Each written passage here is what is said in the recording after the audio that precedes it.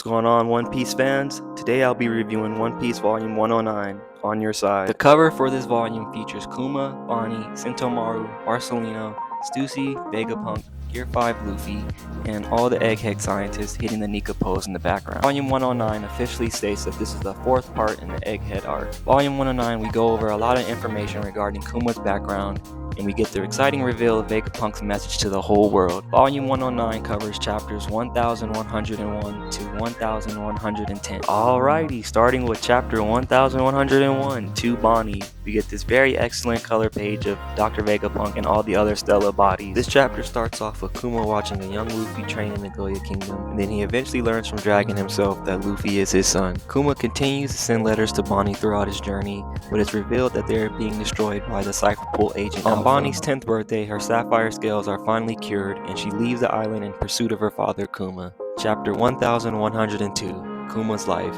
This chapter starts off with showing us the beginning of Bonnie's journey as a pirate as she searches for her father Kuma on the sea. We are given Kuma's backstory, and through his perspective, we're shown through multiple past events such as Saba Odi and Thriller Bark why Kuma was involved in these events. Kuma arrives on Thriller Bark and gives the Straw Hats the ultimatum of giving him Straw Hat Luffy, and he will spare the rest of them. We're given context as to why Kuma truly was on Saba Odi and why he sent the Straw Hat pirates away. Right before Kuma's mind is erased by Vegapunk, we see him give his declaration that he believes that Luffy is the next reincarnation of Joy Boy. Before having his mind erased, Kuma thanks Vegapunk for curing Bonnie's sapphire scales, and he asks him to wish her a happy 10th birthday for him. Chapter 1103, I'm Sorry Daddy. In this chapter, Vegapunk gives Jewelry Bonney her 10th birthday present gift, and we see Bonney also forgive Vegapunk. It's revealed through Saint Saturn that he is the reason why Guinea and Bonney contracted sapphire scales. Kuma finally arrives on Egghead as he shields his daughter from Saint Saturn's attack and begins to launch an attack on the World Noble himself. Chapter 1104, Thank You Daddy. Using his armament hockey, we see Kuma attack. Saint Saturn demands an explanation from Vegapunk, stating that when the revolutionaries took Kuma, he activated his self-destruct button. Vegapunk admits that what he installed into Kuma was actually a total shutdown switch, and that Kuma should be in a vegetative state right now. Vegapunk theorizes that the only reason why Kuma is still active is due to his buccaneer heritage. Fed up with the antics on the island, Saint Saturn finally decides to call a Buster Call on Egghead. Chapter 1105, The Height of Folly. In this chapter, we see the Marine forces begin prepping for the Buster Call on Egghead Island. We then tune in with all the various Straw Hats and see how they all plan on coming together to avoid the Buster Call. Chapter 1106, On Your Side. Vegapunk reveals that he programmed Jewelry Bonney to have supreme authority over the pacifistas. Bonney then gives the pacifistas the supreme order of helping them all escape Egghead Island. Knowing that he is responsible, Saint Saturn attacks Vegapunk. It is here later that Vegapunk reveals to Jewelry Bonney that Luffy is the sun god Nika reincarnated. On the last page, we see the arrival of the giant pirates on Egghead as they claim they are here to help out Luffy and the Straw Hats. Chapter 1107, I've Been Looking For You. The giant pirates arrive on Egghead, including Omi and Kashi from the Water 7 arc. The Marines confirm that between the giant pirates and the pacifistas, over 30 Marine ships have been destroyed. We then tap back in with Zoro and Rob Lucci's fight. We go back to Luffy as Bonney refers to him as Nika and Luffy is confused. Luffy attacks Saint Saturn and sends him flying. At the same time, Kizaru tries to attack Kuma and Bonney, but his attack is stopped by Sanji. Saint Saturn is then confronted by Devon and Van from the Blackbeard Pirates. Devon touches Saturn's leg, claiming that their mission is now a success. Devon and the Elder chat about Blackbeard, and they eventually declare that the Blackbeard Pirates want to rule the world.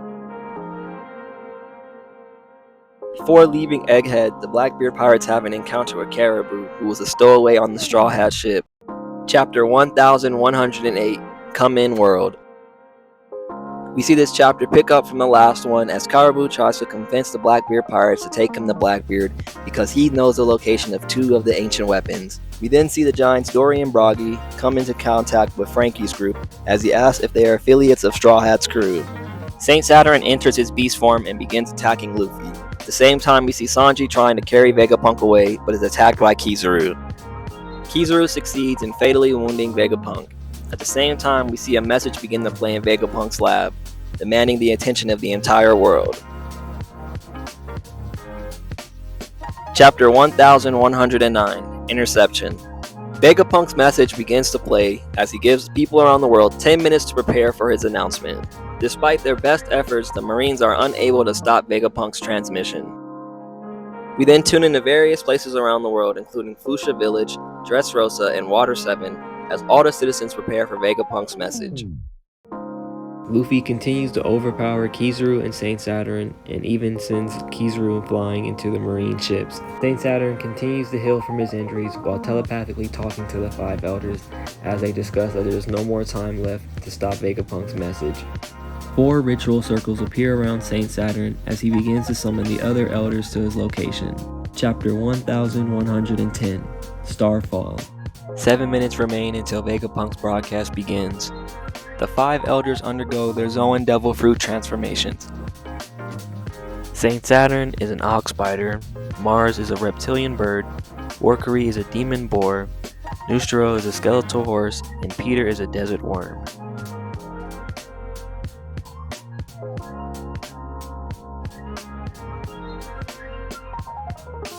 Nustro begins immobilizing most of the rogue pacifistas. Mars flies towards the Labo Spear and hits the Frontier Dome. Sanji immediately contacts the Straw Hats to evacuate the Labo Spear. Zoro concludes his fight with Revelatory right before Jinbei comes to bring him back to the ship. We tune back in with Luffy as he's about to be eaten by Peter, and just before he's saved by Dory and Broggy. So yeah, that's volume 109. I wanted to go a more shorter explanation, didn't really want to go page for page with this.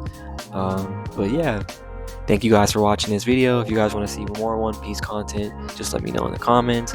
Let me know what you like about this video. Let me know what you don't like. And you know, if you want, definitely consider subscribing to my channel if you want to see more content like this. Thank you so much.